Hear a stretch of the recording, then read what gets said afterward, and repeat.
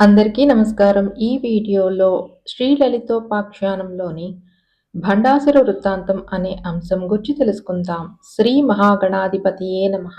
గురుదేవదత్తాయ నమః. ఓం నమః. శ్రీచక్రరాజనిలయ శ్రీమత్ త్రిపుర సుందరి శివా శక్తైక రూపిణి శ్రీ లలితాంబిక శ్రీ లలితాదేవికి సమర్పణ చేయుచు భండాసుర వృత్తాంతంలో అప్పుడు ఒక వింత జరిగింది. మన్మధుడు తగలపడిపోయాడు. ఇందులో పరిశీలించాల్సిన విషయాలు చాలా ఉన్నాయి. మన్మధుడి స్థూల శరీరం దగ్ధమై పడి ఉంది. కానీ సూక్ష్మ శరీరంతో మన్మధుడు ఉన్నాడు.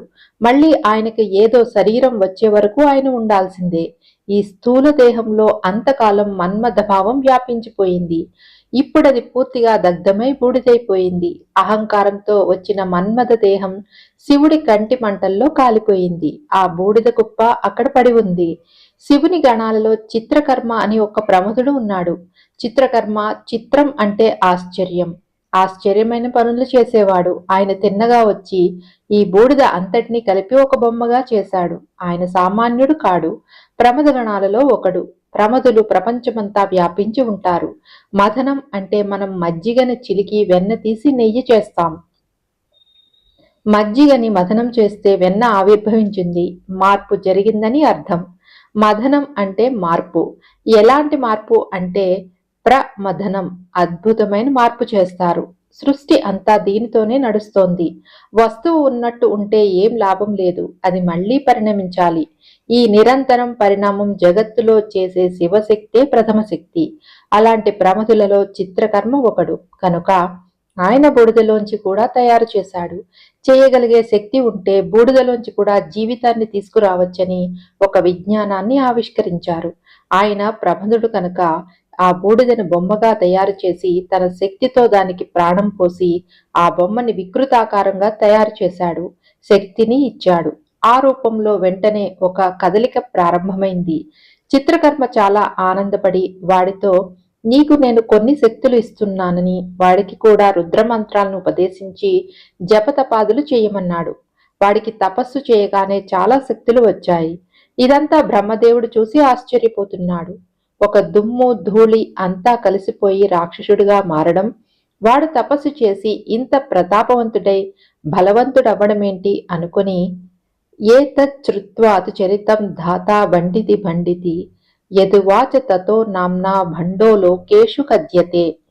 ఇలా బూడిదతో తయారైన రాక్షసుడిని చూసి బ్రహ్మదేవుడు భండ భండ అంటే ఆశ్చర్యం ఆశ్చర్యం అన్నాడు.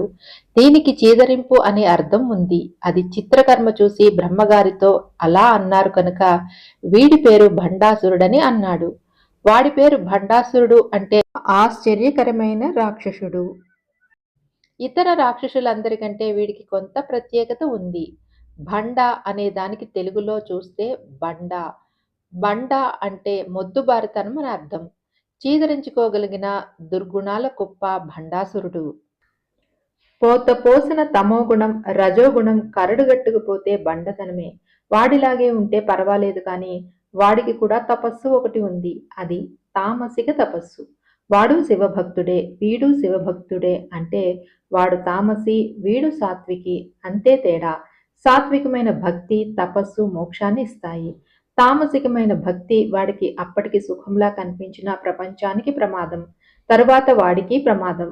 రాజస భక్తికి ప్రయోజనం లేదు, అది మోక్షాన్ని ఇవ్వదు. కనుక సాత్విక భక్తి వైపు మనం వెళ్ళాలని పెద్దలు చెబుతూ ఉంటారు. తామసిక భక్తుడైన ఈ భండాసురుడు ఈ విధంగా శక్తిని సంపాదించాడు. ఆ శక్తి వల్ల ఆశ్చర్యకరంగా వాడు సంకల్పించుకోగానే వాడి నుంచి మరో ముగ్గురు వచ్చారు. ఇద్దరు మగ రాక్షసులు, ఒక ఆడ రాక్షసి. ఆ సోదరుల పేర్లు విశుక్రుడు, విషంగుడు. లలితా సహస్రంలో వీరి పేర్లు వస్తాయి. వీరిద్దరూ ప్రధానంగా ఒకడు మంత్రి, ఒకడు సైన్యాధ్యక్షుడు. వీరిద్దరూ భండాసురుడికి కుడి ఎడమల శక్తులు. వీరిద్దరితో భండాసురుడు ఎలా ఉన్నాడో వ్యాసదేవుడు చెబుతున్నాడు. సంయుక్త పాపలోపాభ్యాం మహామోహ ఇవోద్ధత.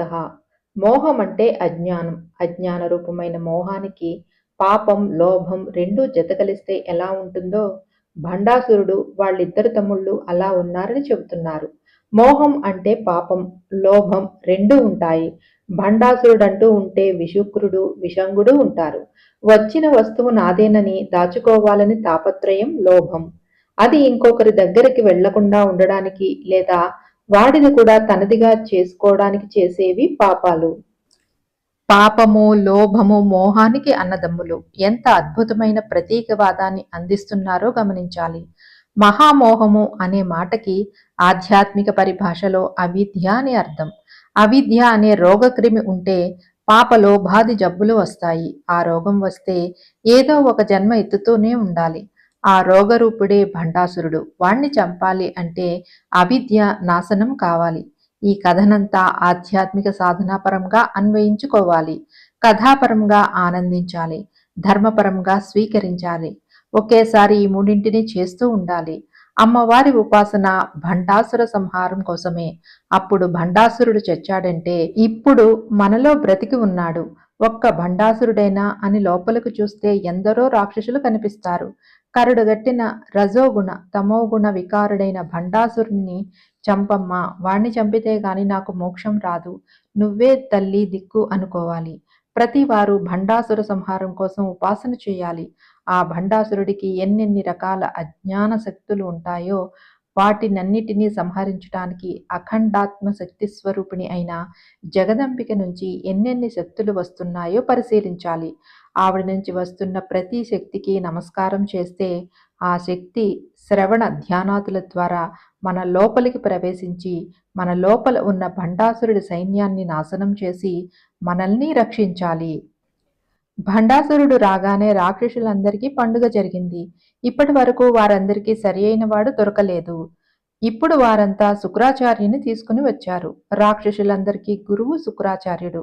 ఆయన వచ్చి భండాసురుని రాక్షసులందరికీ రాజుగా పట్టాభిషిక్తుని చేశాడు. అభిషిచ్య మహారాజం భండం చండ పరాక్రమం మహేంద్ర పర్వతోపాస్తే శూన్యకం నామ పట్టణం. మరి నన్ను రాజును చేశారు. నాకు ఒక రాజధాని ఉండాలని భండాసురుడంటే ఇక్కడి దగ్గరలో మహేంద్ర పర్వతం అని ఒక పర్వతం ఉంది, అక్కడ ఒక పట్టణం కట్టండి అని చెప్పారు. రాక్షసులందరూ కలిసి అద్భుతమైన పట్టణం కట్టారు. దాని పేరు శూన్యక పట్టణం. అతనికి రాక్షస సేనలన్నీ సమకూరాయి. రథ, భట, గజ, తురగ ఇత్యాది దళాలన్నీ సమకూరాయి. పైగా 4 భార్యలు దొరికారు. చతస్రో వనితాస్తవ్య బభూవః ప్రియదర్శనాః సమ్మోహిని కుముదిని చిత్రాంగి సుందరి తథా. వాడి భార్యల పేర్లు సమ్మోహిని, కుముదిని, చిత్రాంగి, సుందరి. ఈ 4తో కలిసి వాడు శూన్యక పట్టణాన్ని ఏలుతున్నాడు. భండాసురుడు ఇప్పుడు దేవతలపైకి దండెత్తాలి. దేవతలపై దండెత్తాలంటే సామాన్యం కాదు. మళ్ళీ వాళ్ళు తన మీదకి రాకుండా కొన్ని జాగ్రత్తలు తీసుకోవాలి. తన రాజ్యంలో అంతటా ధర్మబద్ధమైన పాలన చేయాలని ఒక ఆజ్ఞ చేశాడు. గృహే గృహే చ యజ్ఞాశ్చ సంభభూవ సమంతః రుచో యజూంషి సామాన్ మీమాంసా న్యాయకాదయ. ప్రతి ఇంట్లో యజ్ఞాలు జరుగుతున్నాయి. ప్రతి వారు శివార్చన చేస్తున్నారు. భండాసురుడు కూడా నిత్యం శివార్చన ఇత్యాదులు చేస్తున్నాడు. ముందు దైవబలం ఉంటే ఏదైనా సాధించవచ్చు. భండాసురుడు ఇలా అర్చన ఇత్యాదులు చేస్తూ నెమ్మదిగా రాక్షసులందరినీ సమావేశపరిచి చెబుతున్నాడు. దేవతల్ని నాశనం చేయటమే మన పని. నా దగ్గర తపశ్శక్తి కూడా ఉంది. ఇప్పుడు మనం ముల్లోకాల్ని అల్లల్లాడించాలి. దానికోసం మనం కొత్త రకమైన యుద్ధం చేద్దాం. ఇంతవరకు మన వాళ్ళంతా చాలా పొరపాట్లు చేశారు. మొరటుగా నేరుగా ఆయుధాలు పట్టుకుని దేవతలపైకి వెళ్లారు. మనం అలా చేయొద్దు అన్నాడు. మనకి బయో టెర్రరిజం అని కొత్తగా వస్తోంది. దీన్ని ఆనాడే భండాసురుడు చూపించాడు. ఆ భండాసుర తీవ్రవాదాన్ని సంపూర్ణంగా అంతమొందించమని మనమంతా అమ్మవారిని ప్రార్థిద్దాం.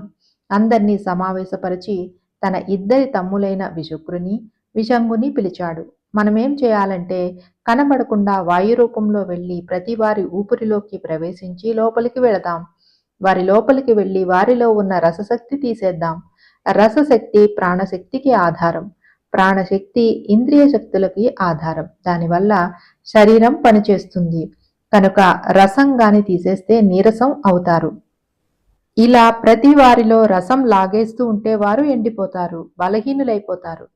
అప్పుడు మనం అన్నిటినీ ఆక్రమించుకోవచ్చు. కాబట్టి ముల్లోకాలపై దాడి చేయాలి. వాడి తమ్ముళ్లతో చెబుతూ మీరిద్దరూ భూలోకం పాతాళలోకం వెళ్ళండి, నేను స్వర్గలోకానికి వెడతానని అన్నాడు. వాయురూప అదృశ్యాశ్చ ప్రవేక్ష్యామస్తసు భృత. ప్రతి వారి శరీరంలోకి మనం ప్రవేశిద్దాం, వారి యొక్క తేజస్సుని శక్తిని క్రమంగా క్షీణింపచేద్దామనగానే అన్నదమ్ములిద్దరూ మహోత్సాహంగా సేనలతో పాటు బయలుదేరారు.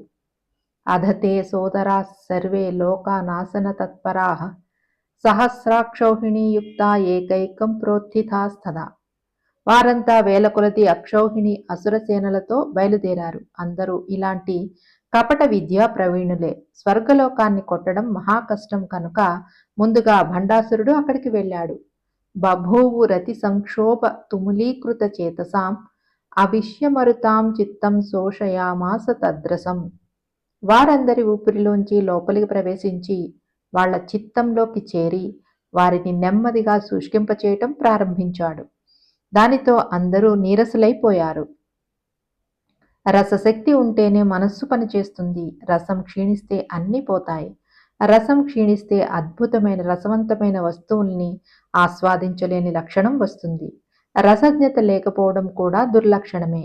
కలియుగంలో ఇది బాగా కనిపిస్తుంది. ఎంతసేపు ఇంద్రియాలని సుఖపెట్టే విషయాలే తప్ప మంచి సాహిత్యం, సంగీతం, అద్భుతమైన లోతైన రసవంతమైన విషయాల్ని ఆస్వాదించే లక్షణం రాను రాను పోతోంది.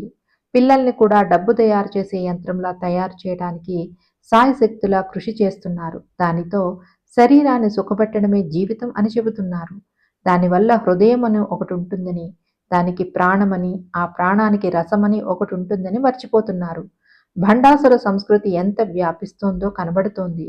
దేవతలందరిలో ఈ భండాసురుడు ప్రవేశించడం చేత అందరూ ఎలా తయారయ్యారంటే ఉత్సాహ సకలా నష్ట మహాదాలస్యమాగతం. ఎవరికీ ఉత్సాహం లేదు. ఉత్సాహం అంటే ఒక పనికి ప్రేరణ. ఏదైనా పని చేయాలంటే ఒక ఉత్సాహం ఉండాలి. ఉత్సాహం రసశక్తిలో మొదటిది. సృష్టికి ఇవన్నీ కావాలి. మన్మధుడు పోయాడు అంటే కోరిక పోయింది. దాన్ని కామ ప్రళయం అని అంటారు. దానివల్ల మనిషికి ఉండాల్సిన రససిద్ధి, రసశక్తి లేదు. అందరికీ ఉత్సాహం పోయింది, బద్ధకం వచ్చింది. మహోత్సాహో మహాబలహ అని విష్ణు సహస్రనామాలు భగవత్ శక్తి మహోత్సాహం అది క్షీణించిపోయింది. రసస్వరూపుడు నారాయణుడు. రసో వై సహ అని చాందోగ్యోపనిషత్తు చెప్తోంది. రసమే నారాయణుడు. రసం క్షీణిస్తే ఉత్సాహం లేదు, బలము లేదు. మహోత్సాహం ఉంటే బలం ఉంటుంది. ప్రమ్లానవ పదనాశ్చాపి బభూవు స్వర్గవాసినః. స్వర్గవాసుల ముఖాలన్నీ ఎండిపోయాయి. ఒక్కడి మొహంలో కూడా చిరునవ్వు, రసము కనిపించటం లేదు. సౌందర్యవంతులైన అప్సరసలు తిరుగుతున్న ప్రతి ఒక్కరిలోనూ స్పందన లేదు, రసజ్ఞత లేదు. స్త్రీలకు కూడా భోగాలపై ఆసక్తి లేకుండా ఉంది. సంగీతం కానీ అమృతం కానీ వేటి మీద వారికి కుతూహలం లేదు. వారి ముఖాలు ఎలా ఉన్నాయో చెబుతూ అలక్ష్మీకం అన్నారు. పెద్దవాళ్ళు చెప్పిన ప్రతీకవాదాన్ని చూడాలి. కాముడు తల్లి లక్ష్మీదేవి. సంపదంటూ ఉంటే కోరికంటూ ఉంటుంది. కోరికంటూ ఉంటే సంపదంటూ ఉంటుంది. కోరికను కూడా అనుకూల దృక్పథంతో చూస్తే ధర్మ విరుద్ధో భూతేషు కామోస్మి భరతర్షభ. ధర్మ విరుద్ధం కాని కామం నా స్వరూపం అని గీతావాక్యం. విష్ణు సహస్రనామాల్లో కామః కామప్రదః కాంతః కామః కామకృత్ అని చెప్పారు. ధర్మ సమ్మతమైన కామం నారాయణ స్వరూపము. ఆ ధర్మమైన కామాన్ని తొలగించేవాడు ఆయనే. ఎప్పుడైతే భండాసురుడు అందరిలో వ్యాపించిపోయాడో అందరిలో లక్ష్మీ కళలు పోయాయి. వానరీణ మివముఖమరీణ మజాయత దుర్భగాశ్చకృతా సర్వాన కాచిత్ శుభగాప్సరాః. దేవతా స్త్రీ ముఖాలన్నీ కోతి ముఖాల్లా తయారయ్యాయి. ఒక్కరి ముఖంలో కూడా కళలేదు. సౌభాగ్య చిహ్నాలేవి ముఖంలో కనిపించటం లేదు. అక్కడున్న ఉద్యానవనాల గురించి చెబుతూ నందనోద్యాన వృక్షాణామపి శోషో మహానభూత్. రసం కేవలం జీవుల్లో మానవుల్లోనే కాదు, వృక్షాలలో శిలల్లో కూడా ఉంటుంది. ఆ రసం బట్టి శిలకి కళ ఉంటుంది. ఎప్పుడైతే వాటిలోకి కూడా ఆ అసురులు ప్రవేశించిపోయారో చెట్లు లతలు ఇవన్నీ వాడిపోయాయి. పళ్ళు లేవు, చిగుళ్ళు లేవు. అలాగే చక్కటి జలాశయాలు, మొలకలు లేవు. స్వర్గంలో ఉన్న ఉద్యానవనం పేరు నందనోద్యానవనం. అదంతా ఆశ్చర్యకరంగా పువ్వులు తుమ్మెదలు లేకుండా శోభావిహీనంగా మారిపోయింది. స్వర్గంలో పరిస్థితి అలా ఉంటే భూలోకంలో ఉన్న మానవుల పరిస్థితి చెప్తున్నారు. శూన్యకం పురమాయుత్త సమం సర్వైశ్చ సైనికైః బిభర్దయుష్యన్ భూలోకమధమండాసురానుజః.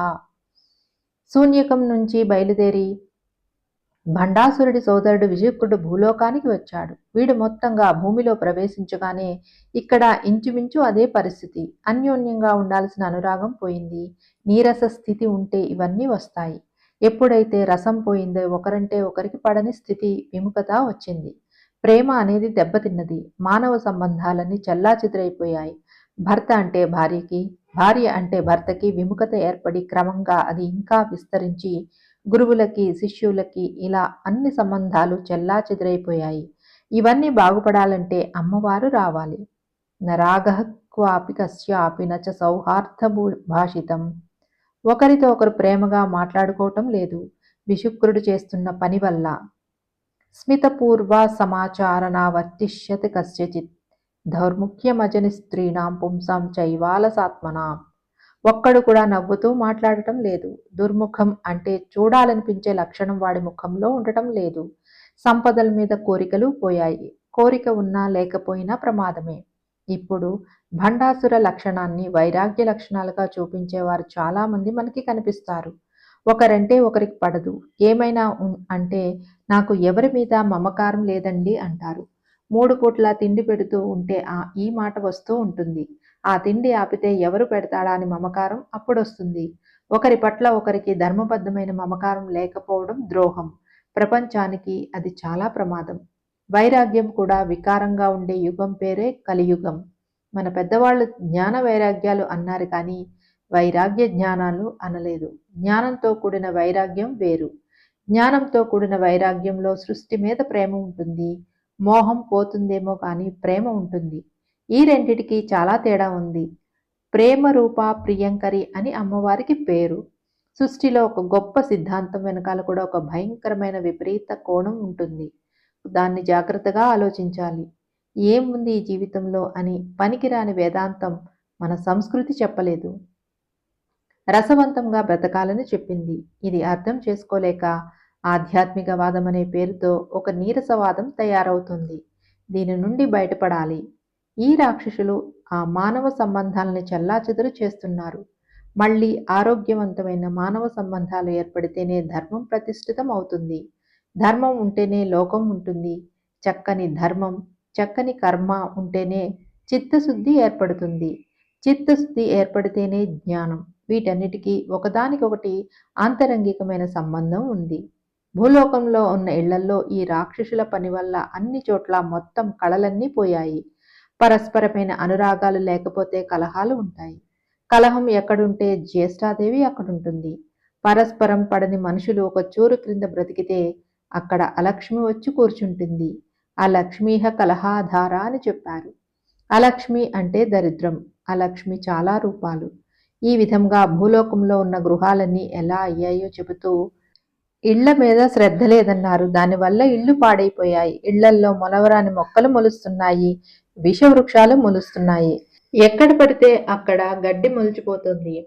జిల్లేళ్లు మొలుస్తున్నాయి. ఇళ్ల మీద గ్రద్దలు, కాకులు మొదలైనవి అరుస్తూ తిరుగుతున్నాయి.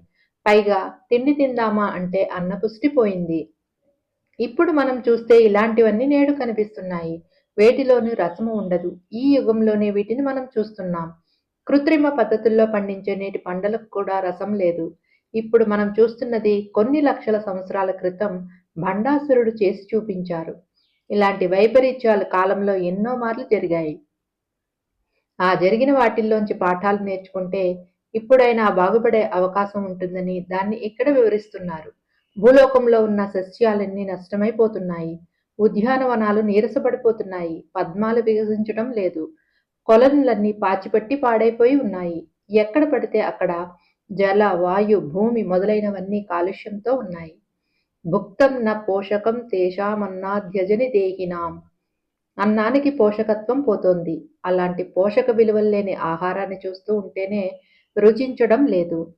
న రుచిర్ జాయతే తస్మాత్ భోజ్య వస్తుషు దేహినాం ముఖే చ శ్మశ్రు రహిత శస్త్రయుద్ధ పరాంభుజాః. సర్వత్రోషర భూయిష్టా పుణ్యజంతు వివర్జిత. అద్భుతమైన భోజన పదార్థాలు ఉన్నప్పటికీ రుచి కలగటం లేదు.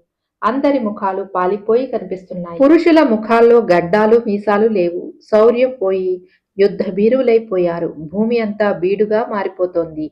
పుణ్య జంతువులు కనిపించటం లేదు. మనకి ఆ రోజుల్లోనే పుణ్య జంతువులైన గోవులు కనిపించటం తగ్గిపోయింది. ఒక పర్వదినం వస్తే దేశవాళీ ఆవు పాల కోసం ఎన్నో పాటలు పడుతున్నారు. పుణ్య జంతువులు లేకపోతే భూమికి శక్తి ఉండదు. భూమికి శక్తి లేకపోతే రసం ఉండదు. గోరక్షణ కోసం ప్రతివారు పూనుకోవాల్సిన సమయంలో మనం ఉన్నాం. ఇక ఏవైతే ఇంట్లోకి వస్తే ఇంట్లో ఉన్న దేవతా బింబంలోంచి శక్తులు పోతాయో వాటిని ఇళ్లల్లో త్రిప్పుకుంటూ ఉన్నారు. సునక సూకర మార్జాల కుక్కుటములు, కుక్కలు, పందులు, పిల్లులు, కోళ్లు వీటిని ఇళ్లల్లో ఒళ్ళో పెట్టుకుని ముద్దులు పెట్టుకునేవారు. వాటి వల్ల జబ్బులు తెచ్చుకున్న వాళ్ళు అయినా సరే వాటిని వదలని వాళ్ళు ఉన్నారు. అన్నీ గొప్పవే కాని ఏవి ఎక్కడ ఉంటే అక్కడ అవి గొప్పవి. అవి కూడా భగవత్ స్వరూపాలే. స్వప్యశ్చ స్వపతిభ్యశ్చ ఓ నమో నమః అని నమస్కారం చేసిన గొప్ప సంస్కృతి మనది. కుక్కల రూపంలో ఉన్న రుద్రునికి నమస్కారమని రుద్రం చెబుతోంది. ప్రతిదాన్ని ఉండవలసిన స్థానంలో ఉంచాలి. క్షేత్ర రక్షణకి, ధనరక్షణకి కుక్కల్ని పోషిస్తే ఒక పుణ్యం చెప్పారు. బలిబుక్కులు అని వాటికి ప్రత్యేకమైన స్థానాన్ని ఇచ్చారు. అమ్మవారికి అర్చన చేసిన తర్వాత బలి భోజనం వాటన్నిటికీ పెట్టాలి. వేదములు కూడా శ్వానములై కుక్కలై కనిపించాయని అన్నారు. అక్కడి వరకే ఆ మర్యాద. అలా కనబడ్డాయని చెప్పి మన ఇంట్లో దేవతా మందిరాల్లోకి తీసుకొస్తే సంప్రోక్షణ చెయ్యాలని శాస్త్రం. ఈ విధముగా విశుక్రుడు భూలోకంలో అందర్నీ నిర్వీర్యుల్ని చేశాడు. రసాతల మనుప్రాప్య నాగానాం సంక్షయం వ్యదాత్ అనానంద స్వభావాశ్చ దుఃఖ మాత్ర పరాయణాః. పాతాళలోకంలోకి వెళ్లిన విశంగుడు అక్కడున్న నాగజాతులు అందరిలో కూడా ఆనందం అనేది లేకుండా చేశాడు. ప్రతి వాడిలో దిగులు, కోపం. వీలు దొరికితే ఏడవడం, కదిలిస్తే కోపగించుకోవటం ఈ రెండు గుణాలే అందరిలో కనిపిస్తున్నాయి. విశుక్రుడు అంటే తేజోరహితుడు అని అర్థం. విశంగుడు సంగము అంటే సంపర్కం. సంగము, సత్సంగము, దుస్సంగము, నిస్సంగము, విషంగము. సృష్టిలో సంగమం లేకుండా ఎవరూ ఉండలేరు. ఏ సంగము లేకపోవడం నిస్సంగం. నిస్సంగం అనేది చాలా గొప్ప మాట. సంగము లేకపోవటం వేరు, సంగము అవసరం లేకపోవటం వేరు. మనం లేని వాళ్ళమా, అవసరం లేని వాళ్ళమా అని ఆలోచించుకోవాలి. జ్ఞాన స్థితిలో కైవల్యానికి ఎవడైతే చేరాడో వాడు ఆ పరమాత్మతోనే సంగం పెట్టాడు కనుక వాడికేం అక్కర్లేదు. కానీ ప్రపంచంలో తిరుగుతున్న మనకు సంఘం అవసరం కనుక సత్సంగం కావాలి. అసలు ఎవరు నాకు పడరు, నా మానాన నేను ఉంటానంటే వాడిని విషంగుడు అంటారు. అలాంటి వాడికి ఏ ఒక్కడితో సత్సంబంధాలు ఉండవు. సత్సంబంధాలు లేకుండా ఉండే స్వభావమే విషంగుడు. వీరంతా ఇలా ముల్లోకాల్ని పీడిస్తూ ఉన్నారు. జగంతి త్రీణి దుర్బుద్ధిర్బాధతే భూరి విక్రమః ధర్మశ్చార్థశ్చ కామశ్చ త్రివర్గో యం రసే స్థితః. రసం ఎప్పుడైతే పోయిందో ధర్మం, అర్థం, కామం త్రివర్గాలు క్షీణించిపోయాయి. మూడు వర్గాలు రసాన్ని ఆధారం చేసుకుని ఉంటాయి. ఇక్కడ రసవైభవం గురించి లలితోపాఖ్యానం అద్భుతంగా వివరించింది. మనలో రసమంటూ ఉంటేనే ప్రీతి, ఉత్సాహం ఇవి కలుగుతాయని చెబుతోంది. చివరికి భగవంతుడి మీద ప్రీతి కలగాలన్నా మనలో రసం ఉండాలి. భగవద్భక్తి కూడా రసమే. రసో వై సహ అంది వేదం. రసహ్యేవాయం లబ్ధాం ఆనందీ భవతి అని వేదవాక్యం. ఆ రసాన్ని ఎవరైతే పొందుతున్నారో వారు ఆనందిస్తున్నారు. రసం అంటే అనుభూతి, అనుభూతి అంటే ఆనందం. పరమేశ్వరుడే రసస్వరూపుడు. మనలో రసం ఉంటేనే ఆ మహారసాన్ని అందుకోగలం. రాముడి కథో లేదా కృష్ణుడి కథో చెబుతూ ఉంటే మనస్సు కరిగి ఆ పరమాత్మ వైపు ప్రేమ పుట్టాలంటే మనలో రసం ఉండాలి. శాస్త్రాన్ని కావ్య నాట్యాన్ని గీతాన్ని హసితాన్యపి. లోకంలో కావ్యాలు, శాస్త్రాలు, సంగీతాలు, నాట్యాలు అన్నీ పోతున్నాయి. పైగా అద్భుతమైన వస్తువులు ఎవరూ సేకరించడం లేదని చెప్పారు. రస ప్రకృతి క్షీణించడం వల్ల ఇవన్నీ నెమ్మదిగా పోయాయి. తాని సర్వాణి భండేన నాసితాని తనూభృతాం. ఇలా అన్నీ నాశనం అయ్యాయి. జిడ్డు అనేది పోయిందన్నారు. జిడ్డునే స్నేహం అంటారు. స్నేహం కూడా వదలకుండా జిడ్డులా అంటుకుంటుంది. దాన్ని తెలుగులో నెయ్యము అంటారు. నెయ్యి అని కూడా అంటారు. వాటి మీద కూడా వాడు ప్రభావాన్ని చూపించాడు. ఉండాల్సిన జిడ్డుతనం కూడా వాటిల్లో కూడా పోయింది. చెట్లకి, విత్తనాలకి క్రమంగా జీవం పోయింది. ఇక్కడ రసం గురించి చెబుతున్నాడు. రస ఏవ పరం బ్రహ్మ రస ఏవ పరాగతి రసో హి కాంతిదః పుంసాం రసోరేత ఇతి స్మృతః రసో వై స రసం హ్యేవాయం లబ్ధ్వా నందీ భవతి వేద ప్రామాణ్య సంసిద్ధ్యా రస ప్రాణతయా స్థితః అని చెప్పారు. ఈ రసమే జీవులలో ప్రాణస్వరూపంగా ఉంటుంది. ఈ రసం ప్రతి వారిలో ఉంది కనుకనే జీవితం సాగుతోంది. ఈశానః ప్రాణదః ప్రాణో జ్యేష్ఠ శ్రేష్ఠ ప్రజాపతి అని విష్ణు సహస్రం చెబుతోంది. ఆ ప్రాణస్వరూపమే రసం. ఆ ప్రాణశక్తి క్షీణించిపోవటం వల్ల అన్నీ అలా కనబడుతున్నాయి. ఆ రసాన్ని ఆరాధించాలి. రసస్వరూపిణి తల్లి, ఆ చిదేక రసరూపిణి రావాలి. కోహ్యే వాన్యాశ్చ కః ప్రాణ్యాదిత్యపి శృతి భాషితైః. పురాణాలలో వేదమంత్రాలు చూపిస్తున్నారు. కోహ్యే వానశ్చ కః ప్రాణ్య అనేది వేదమంత్రం. ప్రాణం అంటే చేష్టను కలిగించునది. ప్రాణితి చేష్టం కరోతి అని అర్థం. ప్రాణము అంటే చేష్ట చేయనది. చేష్టను కలిగించాలంటే లోపల రసము ఉండాలి. నీరసంగా ఉన్నవాడు ఏ చేష్ట చేయలేడు. కనుక చేష్ట అంతటికీ ఆధారమైనది రసం. అది క్షీణించుకుపోతోంది. ప్రాణాత్మకో రస ప్రోక్త ప్రాణతః కుంభ సంభవ. రసము ప్రాణాత్మకం. అదే ప్రాణదము. రసమే ప్రాణాన్ని ఇస్తుంది. రసస్వరూపుడైన నారాయణ్ణి ప్రాణదః ప్రాణః అనడం ఈ మాటల్లో అర్థమవుతుంది. ఈ విధంగా ఎప్పుడైతే సర్వం నీరసం అయిపోయిందో దేవతలంతా కలిసి స్థితికారకుడైన నారాయణుని దగ్గరకు వెళ్లారు. స్వామి రక్షించవయ్యా అని ప్రార్థించారు. ముందు చేయాల్సింది ఆ రాక్షసుల్ని సంహరించాలి. ఎంత ప్రతాపాన్ని చూపించినా వాళ్ళని ఏం చేయలేం. ఎందుకంటే వీళ్ళందరూ వాళ్ళ రాజ్యంలో మాత్రం ధర్మంగానే ఉన్నారు. వేరే వాళ్లపై దాడి చేస్తున్నాడు. అది రాజధర్మంలో భాగమే కనుక వాణ్ణి ఏం అనలేం. వాడి దగ్గర ధర్మం బాగుంది కనుక నేను వాణ్ణి ఏం చేయలేనని చెప్పాడు నారాయణుడు. ధర్మబలం ఉంటే దేవతలు కూడా ఏం చేయలేరు. అధర్మం వస్తే బలహీనమైపోతారు. శివగీతలో రాముడు శివుని ప్రత్యక్షం చేసుకుంటే నన్నెందుకు పిలిచావయ్యా అంటే రాముడు, నేను ఎవరినైతే కొట్టాలో వాడు నీ భక్తుడే. నేను నీ భక్తుణ్ణి ఇప్పుడేం చేయాలో చెప్పు అని అడిగాడు. అప్పుడు రాముడితో శివుడు, నీ శత్రువులో అధర్మం ఉంది. అది నీ అదృష్టమయ్యా అన్నాడు. అధర్మం ఉంటే వాణ్ణి తొందరగా కొట్టవచ్చు. మరి వాడు నిన్ను నమ్ముకున్నాడు కదా అంటే, నమ్ముకున్నాడు కాబట్టే నీ చేతిలో ప్రాణాలు వదిలి ముక్తి పొందుతాడు అన్నాడు. ఇవన్నీ రహస్యాలు. దైవం యొక్క రచన మన ఊహకి అందదు. అదో అద్భుతమైన ప్రణాళిక. అధర్మం అన్నిటికంటే బలీయమైన శత్రువు. సుందరకాండలో హనుమంతుడు లంకారాజ్యంలోకి ప్రవేశించి సభలోకి వెళ్లేటప్పటికీ రావణ్ణి చూసి ఆశ్చర్యపోతాడు. అహో తేజం, అహో ధైర్యం, ఏమిటా తేజస్సు, ఏమిటా ధైర్యం, ఏమిటా పరాక్రమం. ఈయన ముల్లోకాల్ని కలకాలం ఏలేటంత గొప్పవాడు. కాని ఏం లాభం? అధర్మం అనేది వీడి దగ్గర బాగా ఉంది కనుక వీడికి వినాశకాలం వచ్చింది అన్నాడు. అన్ని బలాల కంటే ధర్మబలమే గొప్పది అని రామాయణం నిరూపించింది. ఇక్కడ భండాసురుడికి ధర్మబలం గట్టిగా ఉంది. కానీ ఇతరుల మీద దాడి చేయడం అధర్మమైనప్పటికీ క్షత్రియ రాజధర్మంలో అన్యాక్రమణం అనేది పెద్ద దోషంగా కనపడదు. కానీ పరిణామంలో అది దోషమే. చివరకు భండాసురుడు ఎలాగూ దెబ్బతింటాడు, అది వేరే విషయం. కానీ ఇప్పుడేం చేయాలా అని ఆలోచించి నారాయణుడు వెంటనే తన నుంచి ఒక మాయాశక్తిని సృజించాడు. తామువాచ తతో మాయాం దేవదేవో జనార్దనః. ఆయన మాయను సృష్టించి దానితో నువ్వు తిన్నగా శూన్యకా పట్టణంలోకి వెళ్లి వాళ్ళని మోహంలోకి లాగు అని చెప్పాడు. మన జీవితంలో సాధనకు కావలసిన చాలా ముఖ్యమైన అంశాలు ఇందులో చెబుతున్నారు. భండాసురుడు కూడా శివోపాసన ఇత్యాదులు చేశాడు.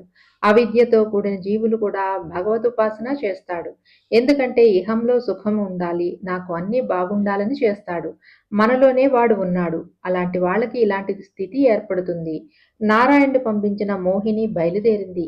ఈ మోహిని ముందు చెప్పుకున్న శివమోహిని జగన్మోహిని కాదు. ఆవిడ నారాయణ నుండి వచ్చిన ఒక మాయా విలాసం. ఆవిడ వెళ్లి ఆ శూన్యక పట్టణంలో ఒక తోటలో కూర్చుని పాడుతోంది. వాళ్ళు తోటలు, వాళ్ళ రాజ్యాలు మాత్రం బాగానే ఉన్నాయి. రాక్షసులైన వాళ్ళ రాజ్యాల్ని బాగా ఉంచుకొని ఇంకోటిది నాశనం చేస్తారు. కానీ తమ స్వార్థం కోసం తమ రాజ్యాన్ని కూడా నాశనం చేస్తున్న వాళ్ళు మనకి కలియుగంలో కనిపిస్తున్నారు. వీళ్ళని రాక్షసులతో కూడా పోల్చకూడదు. భండాసురుడు కంటే భయంకరమైన వీళ్ళని సంహరించడం కోసం ఎంత బలంతో రావాలో అమ్మవారు. తోటలో పాట పాడుతున్న ఆ మోహిని దగ్గరికి భండాసురుడు వెళ్ళాడు. మొత్తం అన్నీ మర్చిపోయాడు. ఆమె యొక్క మోహంలో పడ్డాడు. అటు తరువాత ఆ మోహినితో పాటు కొన్ని శక్తులు వచ్చాయి. వారితో అన్నదమ్ములందరూ ఆనందిస్తున్నారు. ఎప్పుడైతే సుఖం మరిగారో తపస్సు పక్కకి పోతుంది. లోకంలో కూడా ఎవరైనా దరిద్రంలో ఉన్నప్పుడు పూజలు, పునస్కారాలు చేస్తారు. అవి తీరాక మనిషిలో అలసత్వం ప్రవేశిస్తుంది. సుఖం మరగ్గానే భగవత్ కార్యాలకు సంబంధించిన పనులు విడిచిపెడతారు. భగవత్ కార్యం మరవగానే తపస్సులు క్షీణిస్తాయి. అప్పుడు ఎదుటివాడికి దాడి చేయడం సులభం. నారాయణుడు అదే చేస్తున్నాడు. ఇదో వ్యూహం. భండాసురుడు అతడి వారు అందరూ ఈశ్వరార్చన మానేశారు. అంతకాలం చేసిన యజ్ఞాలు పక్కకి పోయాయి. యథా రాజా తథా ప్రజ. అప్పుడు అక్కడ ఆ రాజ్యంలో ధర్మం క్షీణించింది. వాళ్ళకి నాశనకాలం మొదలైంది. ఇది శ్రీలలితోపాఖ్యానంలోని భండాసుర వృత్తాంతం అనే అంశం సంపూర్ణము. శ్రీలలితాదేవ్యే నమః. శ్రీమాత్రే నమః. ఈ వీడియో మీకు నచ్చినట్లయితే లైక్ చేయండి, షేర్ చేయండి మరియు సబ్స్క్రైబ్ చేయండి. అందరికీ ధన్యవాదములు.